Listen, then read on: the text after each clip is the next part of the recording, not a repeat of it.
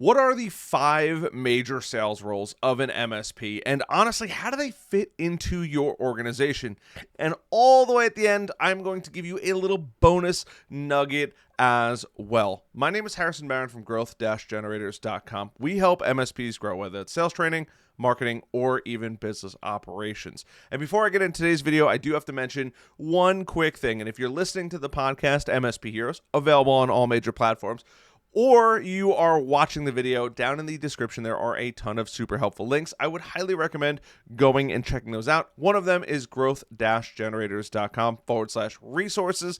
In there, you have a ton of resources from our 1-hour masterclasses all the way through to freebies and more. I would highly recommend and going and checking that out. Even if you're on the podcast, it will be in the podcast description as well. So before I get into the 5 major roles, we have to kind of set the stage a little bit, because a lot of people, you might not be at the point when you're ready to hire somebody, and that's okay. You still have to know, because you can actually start to figure out where you have vulnerabilities in your sales process, because every single one of these people can give you something different, will actually yield different results. And you might hire for the wrong position, which would be absolutely detrimental, but knowing what to expect, maybe the history of somebody that you're bringing on, and you might realize, hey, you're not the person for sales. Who do you actually need to hire? Now, my number one person is the technical sales rep. That is somebody who, you guessed it, is fairly technical. Now, I can confidently say I was a technical sales rep when I was selling MSP services. I was extremely knowledgeable about the products and services that we had to offer, but I also knew, you guessed it, the money side of it. I understood the cost of hardware. I understood the cost of software. I understood the cost and how many hours projects would typically take, which made me extremely lethal when I went out, because I didn't have to go back and talk to my project manager and say, hey, this is what we're looking at. What do you think? How many hours do you think this would take? I had a really good idea of what was actually entailed in that. And I was able to bridge the gap from a customer who didn't really know all the way to a sale without getting technical people really involved. Now, there's always circumstances where, yes, I had to go get technical people involved. If it was speccing a server, I might have known what I needed, but not to the level that other people did. But for the majority of what I had to do, I didn't need that. That role, that technical sales representative, is a unicorn. And I'm not saying that because I was in that role, but genuinely finding somebody who knows technology and is also extroverted is far and few between. And those people typically are very good at their job. So finding one of them, or when they come across your desk, is a diamond in the rough, but probably the best hire that most MSPs can actually get. Now, number 2 is, you're going to at least do me a favor, hit that like button, that subscribe button, and that notification bell. But this is probably the most common role in a MSP organization. It is without a doubt probably, I don't want to say the most important, but usually the absolute first hire, which is a BDR, or Business Development Representative. Now, this can sometimes go in hand with an SDR, a Sales Development Representative. Sometimes people use those words interchangeably, sometimes they don't, but a BDR is going to do a couple different things as far as their key roles go. They're going to be pretty good at prospecting, right? They're developing new business. They should be pretty good at cold calling as well. Yeah, you guessed it. Picking up that phone and making those dials, especially to cold leads. It's just a lead list, and you could say, hey, these are potentially good fits for our business. You got to run through them. They're also pretty good at relationship building. Not only when they get to talk to somebody, but they're building that relationship. Now, they don't have to be locked behind a desk. They can 100% be out and about, talking to people. I'm looking actively for my stack of business cards that don't exist anymore on my desk, but they might be able to go out and chat and talk to people and say, hey, I'm developing. You're basically building up new leads. You're doing lead generation for the business. And this is actually a really, really good role for an MSP business owner who isn't really comfortable with doing anything other than having that sale set up so they can go actually pitch their stuff, right? You might want to bring this person on throughout the entire process of the actual sale, and then you are the one that basically says, hey, this is the number that we're going to go in at. But BDRs, in a lot of cases, especially in the sales world, are the backbone of the organization. It truly is. They are the ones that people are looking at to build lead generation, right? Build those relationships, go out and prospect. Most of them are not typically cold calling right off the rip, but occasionally they are cold calling as well. Far and few between for the most part, but there are plenty of them. But they're not hesitant to pick up a phone to develop a relationship further. They might be just calling and following up with those leads. Number 3, which in my opinion is more of a specialty, is a sales engineer. Now, a sales engineer isn't doing the things like a technical sales rep could do or an SDR or even a BDR could do. They are only there for one purpose only, and that is to use their technical knowledge to help further progress the sale. So, for example, if a company says, hey, we don't really need an MSP, everything that we do is really online, it's super easy to manage our stuff, but we would love if it worked with this, right? And that is the problem. And you could say, well, we could probably figure that out, but maybe, right? That sales engineer is usually the one that has in-depth specialized knowledge that can then bridge that gap. They're going to be able to build out a solution for them and understand the client's expectations, but also they're going to be able to consume all of this information, digest it down, and spit it out on a PowerPoint that gives a client a great presentation of what they're going to expect, but not only what they're going to expect, why they're going to expect it. They are the experts. They're not the one asking for the sale. They're not the one asking for the money. They're not the one putting the contract in front of it.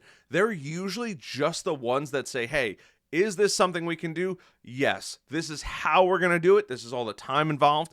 And in some cases, you as an MSP, you might not have all the technical knowledge. You might need that person to then bridge the gap. Yes, we are in the IT world, and yes, we are super smart when it comes to computers, but there is plenty of times where you're like, I don't have that readily available. You might not be able to go on Google and start banging through things. It's just not realistic. That is something that most people usually need to bring somebody in. Now, thankfully, depending on what kind of software or hardware it is, you can sometimes call the OEM, the manufacturer of that software, the developer of that software or hardware, and ask them, hey, I need a sales engineer or an engineer to verify that this could work in certain ways. And in a lot of cases, they will usually be generous enough to actually provide that, assuming they don't think that they're going to lose a potential customer. If they think that there's a way that you can make it easy for them to leave that, they might be pretty resistant to that. So you do have to be really, really careful when it comes down to that. Number 4 is an account manager. Yes, they are in sales, whether or not anyone likes to admit it. Now, an account manager can wear a ton of different hats. They could go super in depth, and they could go super not in depth. They could just be somebody that picks up the phone, calls the customers, makes sure everything that is going on, they're happy with the services. But in a lot of cases too, an account manager is going to be, please don't hate me for this one, in some cases, a glorified order taker. Customer needs something, they call the account manager gets it ordered, and then it gets delivered or brought to headquarters to then be deployed on site after it's whatever needs to be done on site there. This is I don't want to say controversial role, but they're also very important because they are the ones maintaining the customer relationship. I have personally seen account managers make hundreds of millions of dollars for businesses. I have a very good friend of mine, and they have a $100+ million contract, and his job is that account manager. He manages that account and everything that goes on with that account. Fun fact, they were going to leave his company, but chose not to because of one individual, and that is him. I am going to give no more specific information on this person because I don't think they want to be publicized in any way, but it is truly incredible. One individual is able to save that company's relationship worth hundreds of millions of dollars because the key decision makers absolutely love and adore him and would rather see a relationship that might not be perfect, but knowing that he is the anchor holding it together versus going out and finding somebody else where it might not work best. Fun fact, he is very much in the MSP and IT space as well. So account managers are really some unsung heroes depending on what they actually do, but they can make and keep the company extremely profitable and reduce the churn, reduce that turnover of existing customers. And number 5 is going to be sales executives. Now, sales executives can sometimes be extremely broad, and in most cases, a sales executive may fill one or more of the prior sales roles that I have just mentioned. They are, in most cases, or in many cases, a Swiss Army knife. They are capable of doing some SDR type stuff, right? Sales development roles or business development roles. They are more than capable of having that technical knowledge. They're going to potentially even manage that account. A sales executive can do a variety of things. On top of that, they can also lead a team. They're not just a person who is like, hey, my Swiss Army knife. They are more than capable of stepping up to the plate when needed, but they have no problem getting their hands dirty, and they are tremendous. If you can maybe even promote in your organization a sales executive, the world of opportunities open up, right? And a sales executive is primed to be a chief level officer, a C-suite level officer, whether that's a CRO, chief revenue officer, CSO, chief sales officer, whatever it may be.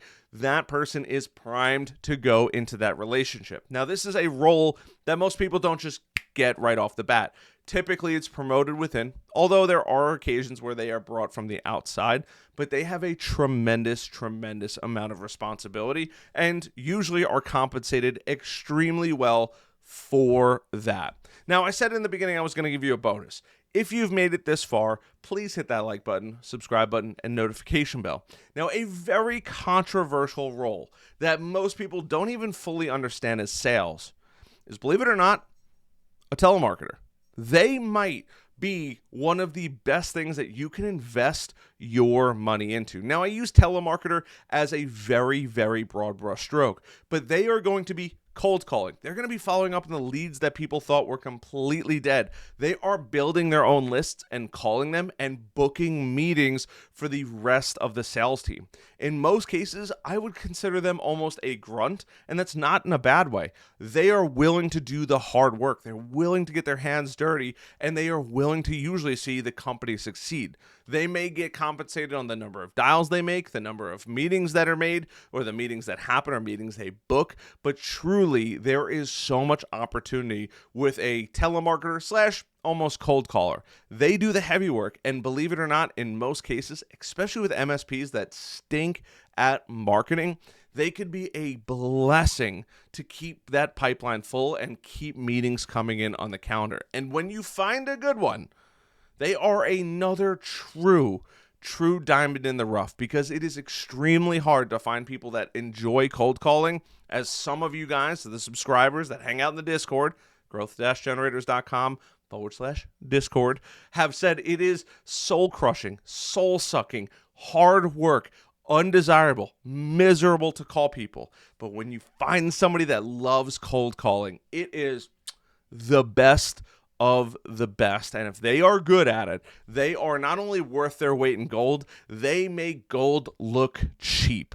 A true good cold caller slash telemarketer is truly amazing. And that is your little bonus tip. So if you stink at sales, honestly, my best recommendation is learn, practice, get a mentor, hang out in the MSP Heroes Discord, learn, role play with other people, and you will be infinitely successful when it comes to your MSP sales.